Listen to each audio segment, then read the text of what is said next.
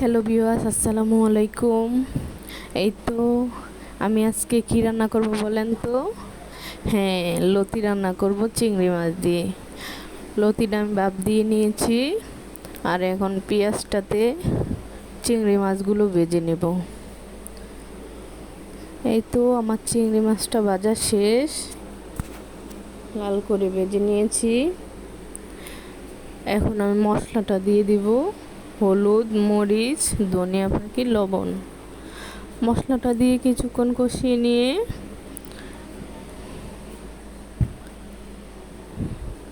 তো আমার মশলাটা কষানো শেষ। এখন লতিগুলো দিয়ে দিব। লতিটা দিয়ে একটু নেড়ে ছেড়ে অল্প জল দিয়ে এই তো আমার লতি রান্না রেডি।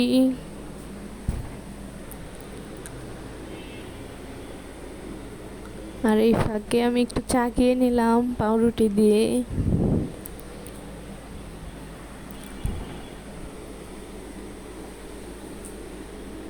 আর আমার ডাউল রান্না, চিংড়ি মাছ দিয়ে লতি আর আম দিয়ে ডাউল।